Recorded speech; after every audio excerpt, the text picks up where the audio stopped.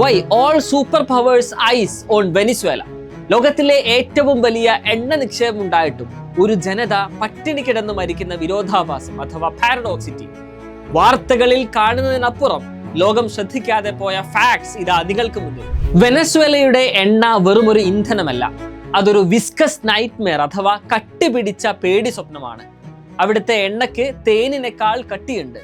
അത് പുറത്തെടുക്കണമെങ്കിൽ അമേരിക്കൻ നിർമ്മിത ഡിലുവൻസ് വേണം. ഉപരോധം വന്നതോടെ ആ സാങ്കേതിക വിദ്യ നിലച്ചു.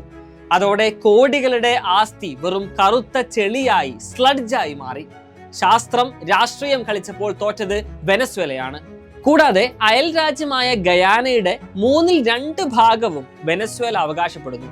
2015 ഗയാനയുടെ കടലിൽ എക്സോൺ മോബിൽ കണ്ടെത്തിയത് ലൈറ്റ് ക്രൂഡ് ഓയിലാണ്, ശുദ്ധീകരിക്കാൻ എളുപ്പമുള്ള തനി തങ്കം. ഈ പ്രദേശം വെനസ്വേല പിടിച്ചെടുക്കുന്നത് തടയുക എന്നത് വെസ്റ്റേൺ പവേഴ്സിന്റെ ശക്തമായ ഒരു ആവശ്യമായിരുന്നു. എല്ലാവരും എണ്ണയെക്കുറിച്ച് മാത്രമാണ് സംസാരിക്കുന്നത്. എന്നാൽ വെനസ്വേലയുടെ മണ്ണിൽ കോൾട്ടൺ, നാം ഇന്ന് മൊബൈൽ ഫോണിലൊക്കെ ഉപയോഗിക്കുന്നത്, സ്വർണം, തോറിയം എന്നിവയുടെ വൻ ശേഖരമുണ്ട്. ഭാവിയിലെ ടെക്നോളജി യുദ്ധത്തിൽ ഈ റെയർ എർത്ത് മിനറൽസ് നിർണായകമാണ്. ഇത് ചൈനയുടെ കൈകളിൽ എത്താതിരിക്കാൻ അമേരിക്കക്ക് നിർബന്ധമുണ്ട്. Latin America or south America എന്നത് അമേരിക്കയുടെ ബാക്ക് യാർഡാണ്. അവിടെ റഷ്യയോ ചൈനയോ സൈനികമായി ഇടപെടുന്നത് അമേരിക്ക അനുവദിക്കില്ല. ഇനി ലോകം കാണാത്ത മറ്റൊരു സത്യം, വെനസ്വേലൻ പട്ടാളത്തെ നിയന്ത്രിച്ചിരുന്നത് വെനസ്വേലക്കാർ ആയിരുന്നില്ല, അത് ക്യൂബൻ ഇന്റലിജൻസ് G2 ആയിരുന്നു. ഈ സ്പൈ നെറ്റ്വർക്ക് ആണ് ഇത്രയും കാലം അട്ടിമറികൾ തടഞ്ഞത്. ലാറ്റിൻ അമേരിക്കയിലെ ഈ കമ്മ്യൂണിസ്റ്റ് ഇന്റലിജൻസ് ബന്ധം തകർക്കുക എന്നത് പാശ്ചാത്യ ശക്തികളുടെ രഹസ്യ അജണ്ട കൂടിയായിരുന്നു.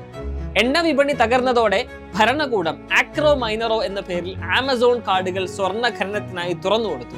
നിയമവിരുദ്ധമായ ഖനനവും മെർക്കുറി കലർന്ന നദികളും പരിസ്ഥിതിക്ക് വലിയ ഭീഷണിയായി. ആഗോള പരിസ്ഥിതി സംഘടനകളുടെ കണ്ണിലെ കരടായി വെനസ്വേല മാറിയത് ഇതുകൊണ്ടാണ്. ഒരു രാജ്യം തകർന്നാൽ അതിന്റെ പ്രകമ്പനം അയൽ രാജ്യങ്ങളിലും ഉണ്ടാകും, അല്ലേ? 70 ലക്ഷത്തിലധികം ജനങ്ങളാണ് വെനസ്വേലയിൽ നിന്ന് പലായനം ചെയ്തത്. ഇത് കൊളംബിയ, ബ്രസീൽ, എന്തിന് അമേരിക്കയുടെ അതിർത്തിയിൽ വരെ വലിയ പ്രതിസന്ധികൾ സൃഷ്ടിച്ചു. ചൈന വെനസ്വേലയ്ക്ക് നൽകിയത് ശതകോടികളാണ്. അതിന് പകരമായി അവർ എണ്ണയാണ് ചോദിച്ചത്. അമേരിക്ക ഉപരോധം ഏർപ്പെടുത്തിയപ്പോൾ പോലും ചൈന വെനസ്വേലയിൽ നിന്ന് എണ്ണ വാങ്ങിക്കൊണ്ടേയിരുന്നു. ഈ സാമ്പത്തിക ബന്ധം മുറിച്ചു മാറ്റാതെ അമേരിക്കയ്ക്ക് വെനസ്വേലയെ പൂർണ്ണമായി വരുതിയിലാക്കാൻ കഴിയില്ല. റിസോഴ്സ് കേഴ്സ് അഥവാ വിഭവശാപം എന്ന യാഥാർത്ഥ്യത്തിന്റെ ഒരു നേർക്കാഴ്ച.